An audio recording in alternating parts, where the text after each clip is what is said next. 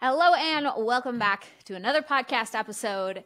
We are going to jump right into it. Today we're going to be getting into really big, controversial, but 100% fitness truth, and saying that it's as simple as eat less and move more is absolutely horrible advice.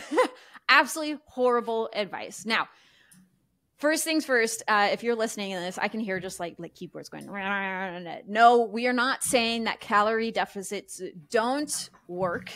Okay, they obviously do. I'm in a calorie deficit right now, but I think something that we need to point out is that calorie deficit is a tool like anything else, right? Like a hammer. If you use the hammer too much or use a hammer instead of using a wrench, that is when shit hits the fan, right? And I know that a lot of people are hearing this. We've heard it so many times, most of us for our whole life, that it's just simple as eat less, move more, eat less, move more, eat less, move more. And now it's become a freaking lifestyle for people. And this is what's causing a lot of problems, that people are just like, they feel like their body and their mind are working against them. No matter how hard they work, they just can't keep the results, or their body composition over a period of time just keeps getting worse. The relationship with food is worse, their body, themselves. And it's just getting to a point where they feel like all the cards are stacked against them. And now we wonder why we're the most unhealthy we've ever been, mentally and physically. And why, when you look at the statistics, 85 to 95% of people that are going into diet aren't able to keep it for long term. And it's just something that it is just an eat less, move more mentality that's everywhere. And I know that Tobi and I really strongly believe this, and this is a big reason why we are coaching, is because we need to flip the script. We need to change the way that we're going after this whole nutrition fitness thing, because the proof is in the pudding. Right? What we know in the science world, eating less and moving more, it's oversimplified. It is not as simple as that, right? And like most people's experiences prove it too, right? We've done this so many times. How many challenges have you tried? How many programs have you tried? How many diets that you've tried where it's just, let's just eat less and move more? And again, it's becoming a lifestyle. So we're going to be diving into why the heck the eat less and move more mentality is what's causing a lot of harm, and one of the big reasons why nobody can keep the results, why we feel like crap over and over again, mentally and physically, and why we're putting all this work in only to just keep progressively getting worse. So the first thing that we want to start getting into is, okay, why does the eat less, move more approach not work, right? Even though calorie deficits work, why does this mentality not work, right? So the first thing that we want to dive into is that, number one, if you are constantly trying to be in a calorie deficit or unintentionally undereating, right? Because Tobi, how many times have you worked with a client and you're like, okay, like let's start off with this many calories, and those people are like, holy crap, I can't. There's no way, that scares me, right? I'm going to gain so much weight. How many times have you heard that? I think that's almost all of them. Yeah, almost all of my clients do.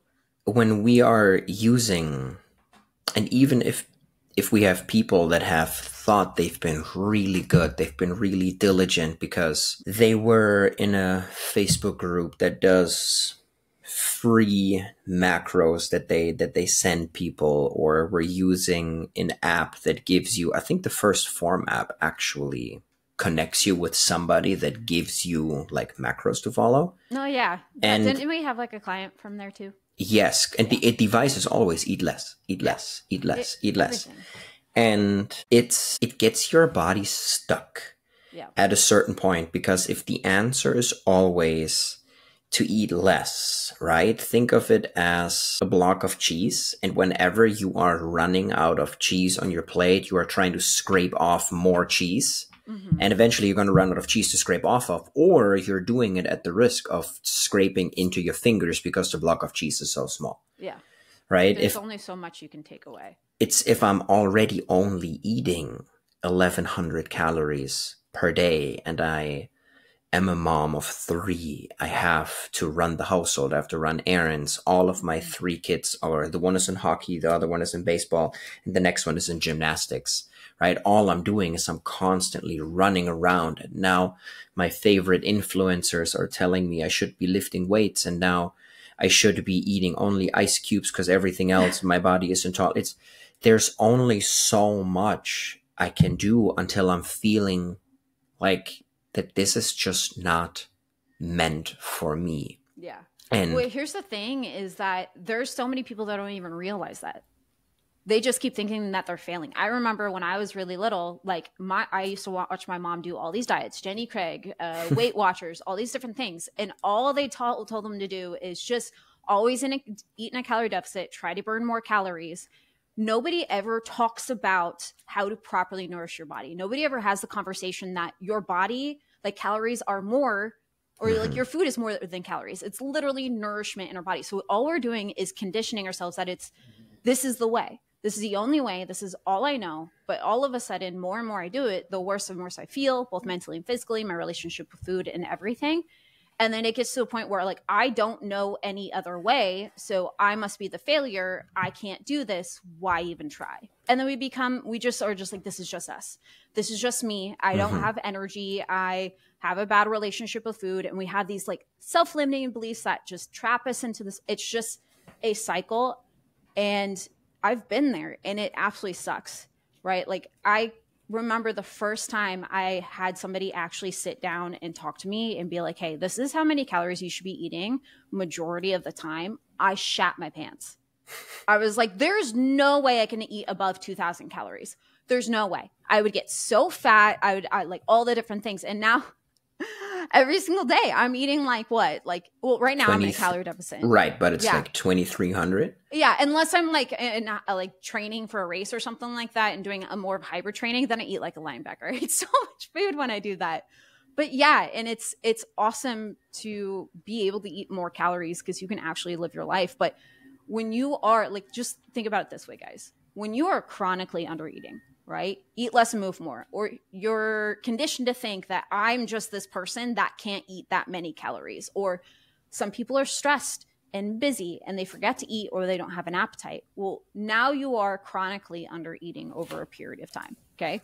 And think of it as like back squatting, right? The better that you get at it, the more weight that you have to put on in order to see the change because your body adapts, right? So your body adapts the same way when you are doing calorie deficits, right? Like it's not, your metabolism isn't a set point for your whole life. It changes as you change, and it doesn't register that you're trying to look better naked or fit better in your clothes or be more fit or anything like that. It just registers, hey, I'm getting less and less food. So I'm just going to have to get really, really freaking proficient at working on less calories. And so the more that you are in a calorie deficit, the more fad diets you do, the deeper and deeper you go, the more and more that you have to decrease the calories and or increase your activity. And there's only so much you can do because people only have so much time. And obviously, if all you're doing in your free time is focusing on burning more calories and eating less, it makes sense that you're not going to have the best relationship with your body and food. And it's only going to get harder and harder the more that you go, right? The second thing that happens is like, okay, we're talking about how your body gets really proficient at working on very little calories, okay? So what happens is the first thing is that it's going to stop wanting to build muscle tissue, right? It's going to actually, in some cases, start losing muscle tissue. So that's why when people are constantly eating less and moving more, yeah, maybe they're losing weight, maybe the scale is going down, but when they get to their goal weight, man, like their body doesn't really look much different in terms of body composition. They don't look like they work out.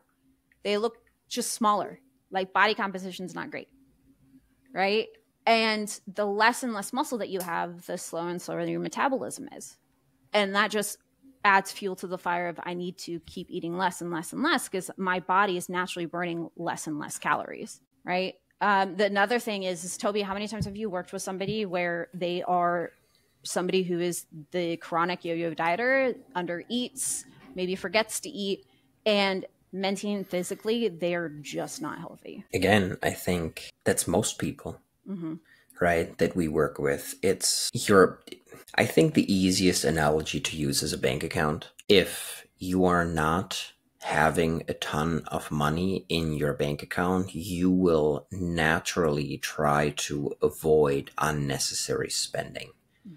And your body does the exact same thing, right? Calories are energy dollars. And when there's not a lot of energy dollars in your body's bank account, your body will naturally try to stop, to eliminate some spending. And muscle is very, very expensive to keep. Hence why when you're building a lot of muscle, you have to eat like a linebacker, right? Because you just have to make a little bit more money. And there are a few other things. It's your body will try. Your body is so good at adapting. That's what the human body does best, which is why we see species of humans, right, live in so many different environments. We can live in hot climates, in cold climates, in high altitude, at low altitude. We can survive off of lots of fish, lots of plant-based food. We can survive in so many different scenarios because the human body can adapt phenomenally well. And if you're eating very little for a very long time, your body will adapt to only spending a very little amount of calories. And naturally, you will feel weaker. You will have less energy. Your nails will grow weaker. Your hair will grow thinner. Your skincare is worse. You spend more and more money on your skincare. Oh, it's right. But it's all of those things that we normally take for granted that are regulated by these internal processes that are being fed. And if we're not feeding them, how can the combustion engine in a train, right? How can the coal-driven engine work if we're not feeding it coal? The fire goes smaller and smaller and smaller until the train stops. Yeah. Your body's no different. And that's why a lot of people, when they are chronically under eating, that's why they'll see themselves have low energy, maybe mood swings, lack of motivation. Like a lot of times people are like, I'm just not disciplined, not motivated. And it's like, are you? Or is your body just trying to conserve a ton of energy? And if we just get it to feeling better, you'll actually have the energy and the motivation to want to walk, to want to eat. What does that do to your relationship? Exactly. Like if you don't have the energy and the motivation to play with your kids, to spend time with your significant other and be intimate with them, or just be with your friends or anything like that, like if you are running on fumes, that really, and I'm talking from personal experience, like you should have painted a middle finger on my forehead when I was that chronic eater, and everybody felt it around me. It was not fun. It was not fun at all. But that's also a reason why, like when our body's starting to downregulate things, it's going to be downregulating key functions within the body, right? So your hormones are going to start downregulating. That's why when people chronically undereat, that's why they start seeing thyroid issues or other issues too. And then also you're going to start seeing digestive issues, right? You're going to be more bloated. You're not going to be able to digest very well. And you're not going to be able to manage your stress very well. You become very, what's the word I'm looking for? You exacerbate things. There you go. That's the word. Big word right there. Lots of syllables. You start exacerbating things. Something that wouldn't stress you before now stresses you out. Something that wouldn't trigger you before now pisses you the F out, right? Like you have less emotional stability. You're thinking more emotionally. Right. So it's just like you can see how like your food is more than just calories. It's key nutrients that your body needs. And when you really think about it, let's say that your kid starts just under eating, doesn't want to eat, does it for a long period of time. It makes sense that they'll be more moody. It makes sense that their grades might drop. It makes sense that they might get injured in the sports that they're doing more often. It makes sense that they might not have a ton of energy to do things around the house. They might be sitting around more often. It makes sense that they'll probably get sick more often. And you'd more and more progressively, you'd start getting really worried about them. You are no different. You are no different than them, right? The next thing is that you, like, with all of this compounding, you feel like your body is working against you. You feel like your mind's working against you too. But then throw in the constant messaging of eat less and move more. You're having to eat less and less and less. You're tracking all these calories. You're obsessing over how many calories that you're burning, right? You're spinning your wheels and extremely frustrated. You're trying to do this diet that's not sustainable. It keeps making you worse. And then over and over and over, you put years in practice of that.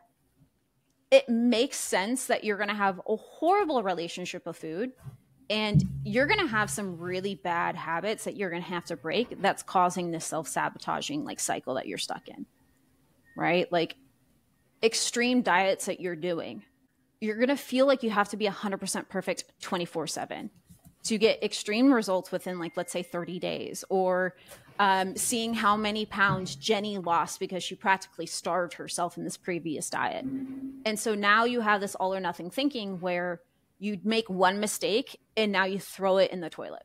Now you're eating all the food and now you just gave up, and you just give up on yourself altogether, right? And then you try it again and you try it again over and over and over again, right?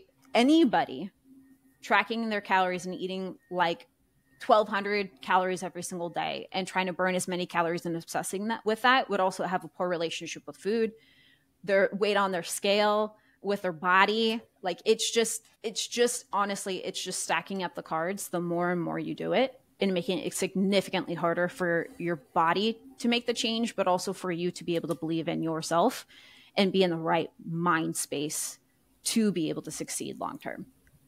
Right? So you guys are seeing how the eat less and move more mentality is just not working. It's not. We're the most unhealthy we've ever been as a society today, both mentally and physically. And all we see out there is just eat less and move more. Well, that's such a wild statistic to think about, because with the rise of social media after the pandemic, and maybe that's just the FBI person in my phone listening to what we're always talking about, but all I see is people preaching how to be healthier, how to be better, how to look better, how to be skinnier, how to work out more. And yet we are declining in health. It's actually insane. I read some wild stat a couple of days over the weekend while we were driving, you know, so like my attention to detail while I was browsing my phone was minimal. But it's something like that 1 in 25,000 people has visible abs. And I'm not saying that that's like the gold standard, right? But that's a pretty good indicator that it's something like only, it was something around like only 400 people in New York have visible abs. Like if we're taking that statistic, like the entirety of New York. And there's a fuck ton of people living there. Yeah. You know, it's scary. It is. And this is a big reason why we coach the way that we do. Like, don't get me wrong, there are some professionals out there that are on the same board as us, that it's not as simple as eating less and moving more. Dieting is not a lifestyle, and we're in our little corner of the internet yelling to people that it doesn't have to be this way. Like, you don't have to starve yourself. You don't have to self-sabotage. You don't have to have a bad relationship with food or yourself. Like, it doesn't have to feel like you're stuck in this never-ending merry-go-round of eat less and move more, eat less and move more, only to get worse than when you started, right? Like, this is the reason why we coach the way that we do. And so here are some things, like we're going to go through some things that what you need to stop doing and what you need to start doing instead. If you are this person that's identifying as like, yeah, like I don't remember the last time I wasn't dieting. I don't remember ever having a good relationship with food or myself. I don't remember ever learning how much my body actually needs to properly function and fuel itself. Right? I've never looked at things this way. I've never really focused on just building muscle tissue instead of shrinking myself.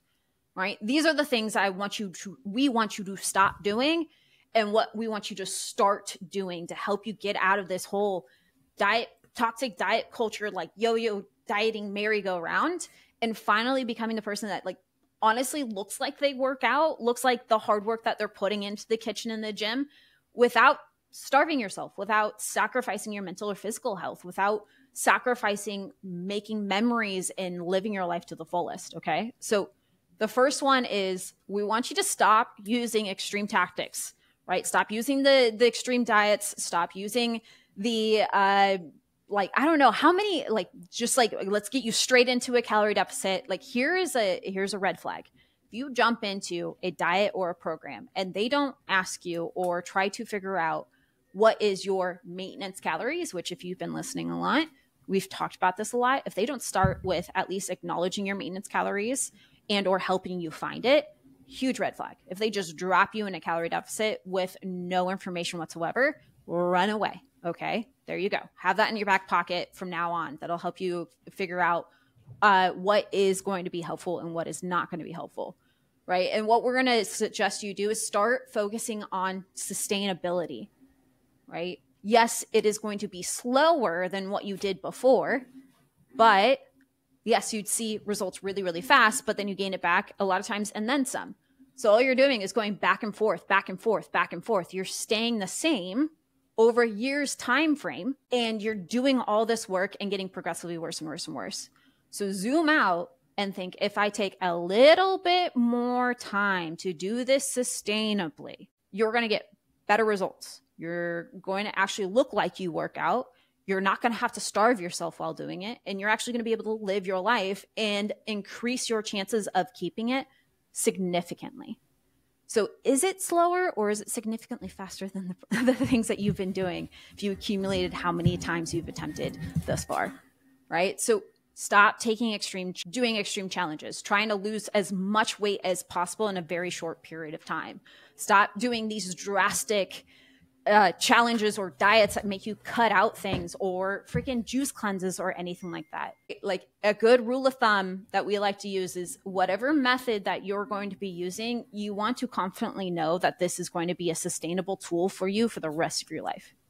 So if you're trying keto, or you're cutting out a certain food group, or you're trying these extreme tactics and you're like, there's going to be an end date, I can't wait until this is done, this is going to be a quick fix to help me just get going, stop.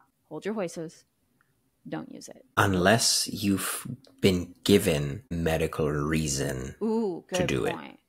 Good right? point. For some people, your doctor has advocated for it because your body has a hard time, like you're allergic to some fats, right? Or you are extremely diabetic, right? Or you're battling cancer or an autoimmune issue. Whenever we are making a suggestion, I think it is fair to say that we're doing that with the assumption that we're physiologically, which is most people are physiologically okay. I know that there's a lot of hype going around right now to say your hormones are fucked and you are having GI issues and this and that and yada, yada, yada. Cortisol face. Fuck. I just want to, every single time somebody says that.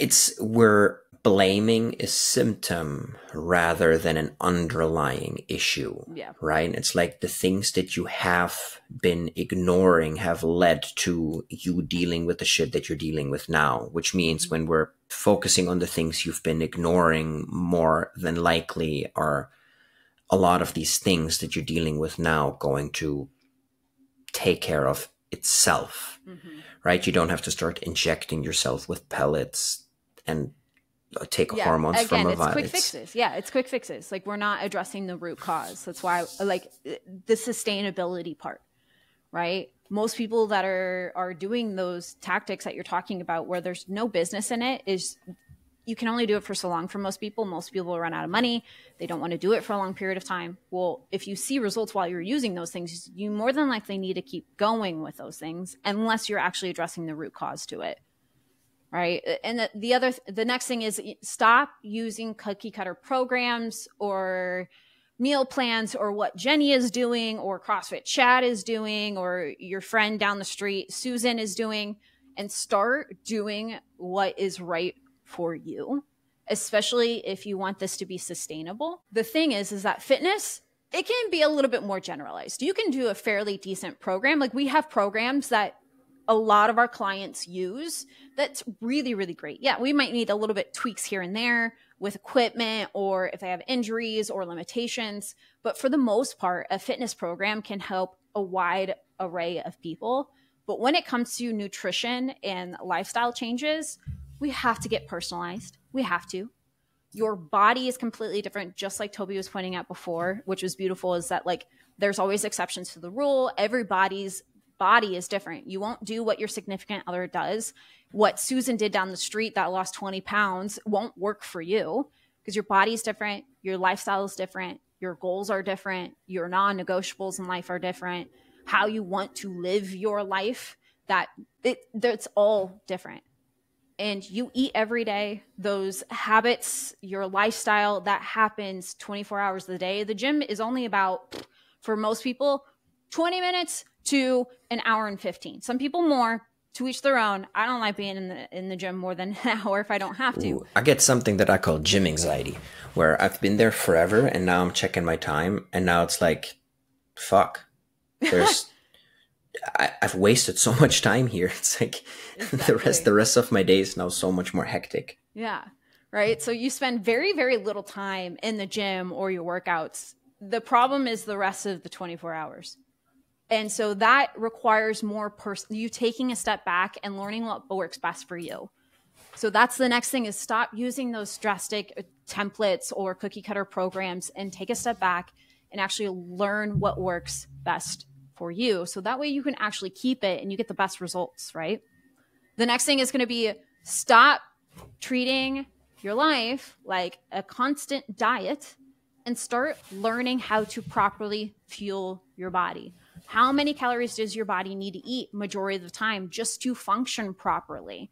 What kind of foods work best for you? What kind of, like, how much protein do you need to be eating on your plate, right? Like, we need to flip the script from dieting as a lifestyle to food is nourishment. Food is fuel.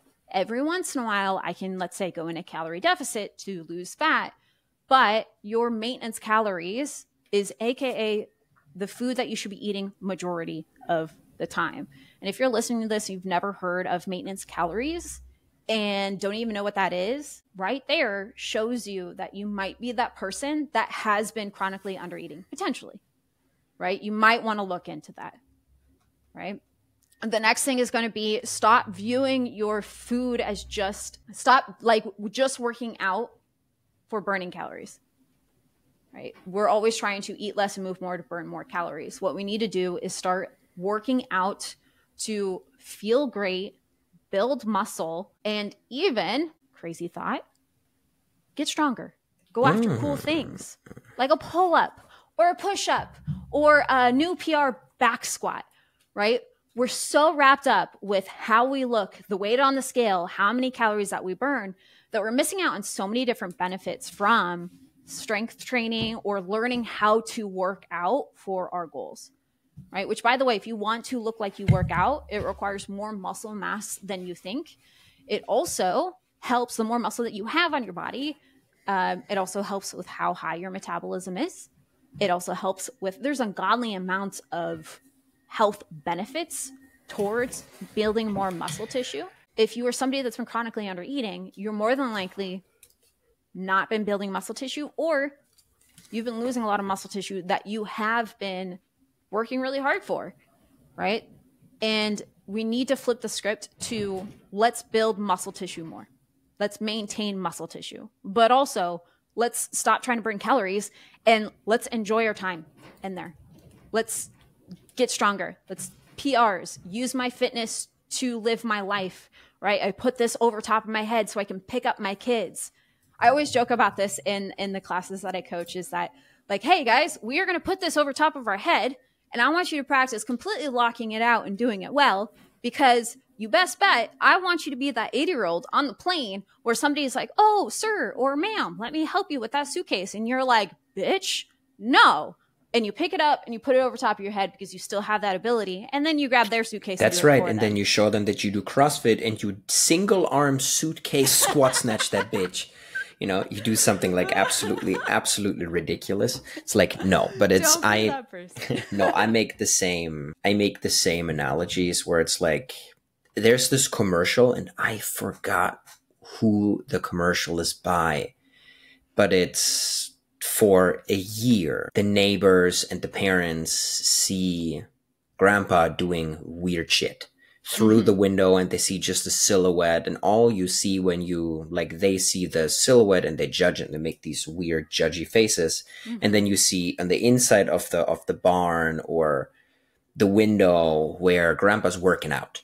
You know, it's grandpa's doing like kettlebell thrusters and those kind of things, and curls and pull-ups. And it concludes with Christmas Eve and grandpa's picking up the grandchild to put the Christmas tree topper, and it all comes together and makes sense for everyone who's watching, right? And everybody starts crying. Yeah. It's that. That is why we work out. One of our gym members had the unfortunate circumstance happen that she was riding the wakeboard boat and her son was, that's the fireworks. That's the wrong kind of thing for the story that I'm telling. Yeah, I hate that. A little side note, when we jump on calls, sometimes I'm having like, it's not like a horrible conversation, but it's definitely not like a happy conversation. And then all of a sudden, like a heart or like fireworks, I'm like, I'm sorry, that wasn't supposed to happen. That's the worst timing. Yeah, but happened.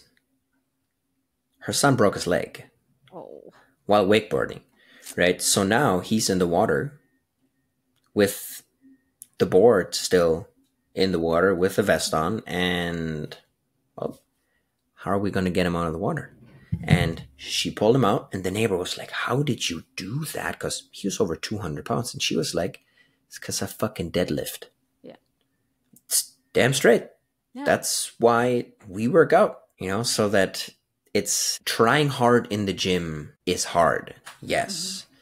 It, especially on the days where my kids have been assholes, where work was hard, where my coworkers were a bunch of dicks, where life just threw me one curveball after another. But feeling helpless in a situation that you've been put into, or being extremely out of shape, is significantly harder, right? And I know this sounds super cliche, but you have to choose your hard, right? And I much rather invest 45 minutes per day and do that. And if you say you don't have time for that, I challenge you, look at your screen time. And this is 100% the screen time. And also another thing that we have to address is, and this is a conversation I have with a lot of my clients, okay? If you want to become that healthy person, you got to start thinking like a healthy person. And a healthy person, out of their big rocks, like, you know how there's big rocks, medium rocks, small rocks, a healthy person treats their health like a big rock, like their family, their job, maybe their religion, right?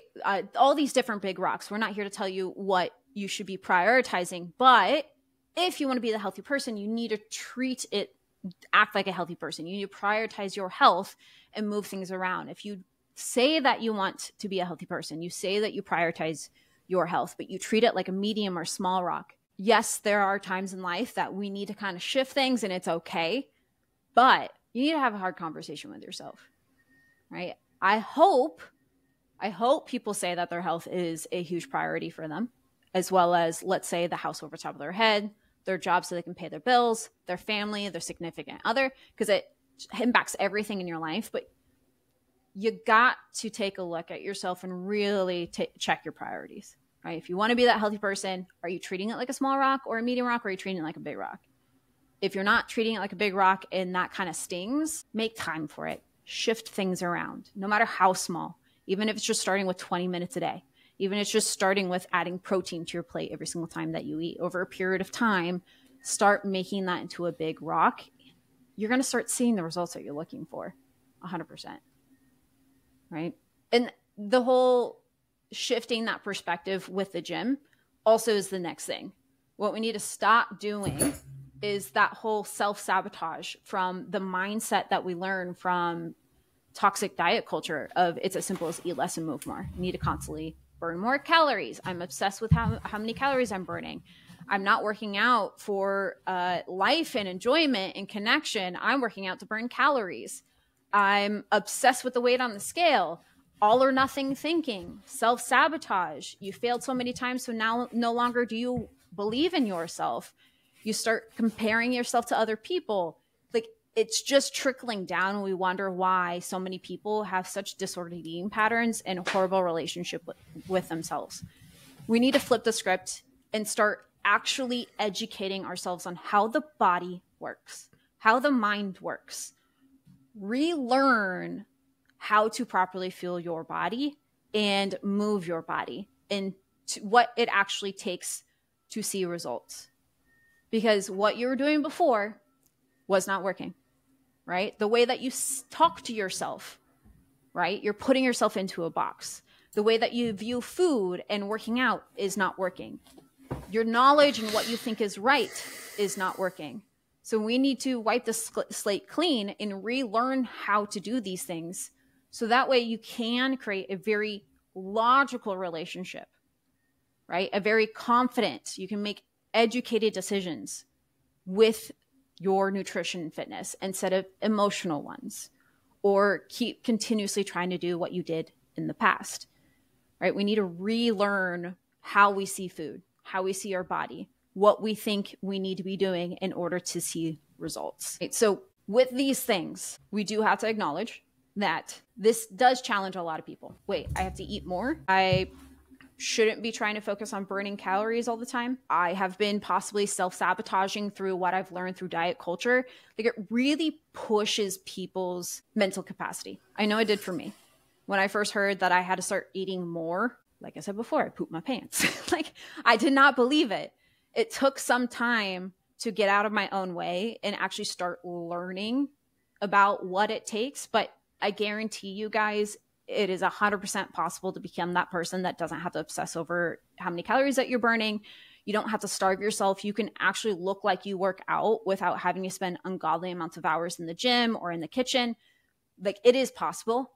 I mean, I've lost over 50 pounds when I first started actually learning how the body works and doing it well. And I've been able to keep it off. Yes, I'm going into another calorie deficit to get a little bit leaner, but I've been able to sustain that for over 10 years. And it was the only way that I did that is because I did everything that we just talked to you guys about. Reframe the way that I was doing things, tried a whole different method because what I was doing before was not working. And for the first time in my life, I'm actually happy with my body. I don't feel like it's working against me. I feel like it's actually working with me. My mental health and my physical health has only gotten better and better and better over a period of time. And this is exactly what we do with our clients all the time. All the time. For example, Tobi, David, right? Are you still working with David or did he graduate? Mm-hmm. You still working with him? Mm-hmm. When he first started coming to us, how many calories was he eating? Not enough. Not enough. I think it was like 1,200 calories. And the dude works out a lot. Right? And so we had to do the same thing with him. And how many calories did he move up to? Ooh, I'm not sure because I took over, right, working with David. But it's, he was eating more. I think it was over 1,000 calories if I remember it. More, yes. Yeah. It was. He was eating more than he was because his maintenance calories now after me and David have done some work, are now around 2,300. Because David's a little guy. Yeah. You know, like 138 pounds. Yeah. Something like that. But we got to eat. You know, he's a personal trainer. He works out. He likes to go running with his now fiance. Super exciting. But if you wanna ride your horse, you know, you got to make sure you water and feed your horse. Yeah. Another example is, you remember Tori? Mm-hmm. Yeah. Same thing there. Didn't you go through, like, she was under eating. We had to bring her metabolism back up, got her to learn how to work out to optimize her goals. And then you guys went through a very successful fat loss phase. Yep. How many, like, I'm trying to pull this up really fast, right? Like, do you remember how many inches or how much weight she lost. Oh, I remember the before and after pictures. That's significant. The before and after picture was huge. Yeah. Let me see if I can. If I can't, right? Another example is Noel. Mm-hmm. Dude, Noel, we did a podcast episode with him a while back. And when he first started with us, I think he was eating about 16 to 1700 calories and working out almost every single day. And within 6 months, by doing everything that we taught you, or like we talked about in this podcast right now, he was able to drop 30 pounds in 6 months. And he graduated from us and he got married, went on his honeymoon, and he messaged me later and he's like, dude, I didn't track. I lived my life. I didn't get any weight. I seriously have confidence I can keep this for my life. Like it is possible, guys. I know it's hard to believe because we've been hearing this since probably we were very, very young. It's as simple as eat less and move more. But it's not working. The proof is in the pudding. Society is getting worse and worse and worse. Nobody's able to keep the results. We've got to be doing something different. Now, again, saying this, it can be overwhelming. It can push past what you believe. And it can be a little bit emotional for a lot of people, especially if you have a poor relationship with food or yourself. It can put you through like a mental whirlwind. So if you're one of those people that wants to learn how to stop this whole I need to eat less and move more mentality and actually go to the person that is very confident in themselves, feels fully in charge, is the CEO of their health, but also looks like they work out and doesn't have to starve themselves and living their best life. Okay. We've got some things for you. The first thing is that we got our free Facebook group. If you want to be surrounded by really cool people, get some accountability and learn a thing or two, you're more than welcome to join. The other thing is that we do have our Strong Body, Strong Mind challenge that's coming up starting September 16th. We're literally going to be teaching you how to do this throughout the whole 28 days. We're going to start you with start you off with a metabolic assessment. So that way we can actually give you personalized nutrition goals based off of that to help you achieve those goals and personalized tasks as well. So that way you can run through that through the whole 28 days. We'll also be giving like Q&A sessions to help you understand. We'll have resources for you to really understand how to do the things you need to be doing to get on the other side. So that way you can drop the unwanted weight, not lose muscle mass while you do it, have a high metabolism, all the good things. And also at the very end, Tobi and I are going to be offering to give you guys an exit strategy past the challenge. So that way you can freaking crush it past it. All right. And also a little birdie said that we're also going to be giving away free coaching to as a giveaway for the challenge too, and exclusive spots and a deal to a service that we're coming sounds like a big ass birdie that's yapping. I'm the birdie. I'm sorry. But it's going to be a lot of fun. The link to sign up is down below, and it's for a really great cause, guys. It's for a nonprofit called Forging Youth Resilience, and they're epic. They help kids all over the United States. This is a second annual charity challenge that we're doing, and it's going to be a lot of freaking fun. I am so excited for this. Oh, by the way, it could be possibly a tax write-off too. Just saying. Win-win. Okay. And then lastly, if you're somebody that's just like, honestly, I need somebody in my corner. I'm tired of spinning my wheels. I want somebody to help me stop self-sabotaging, just quicken up the pace, take some pressure off my shoulders. Maybe I'm busy and I just want to be efficient with my time and have somebody help me do this. We do have one-on-one coaching. This is literally what we do, right? So you can have a coach in your corner to help you get on the other side and actually learn how to do it on your own too. That's what we want for you. All right. Besides that, I hope this helps. If you had any questions, let us know. We love and appreciate you, and we'll talk to you next week.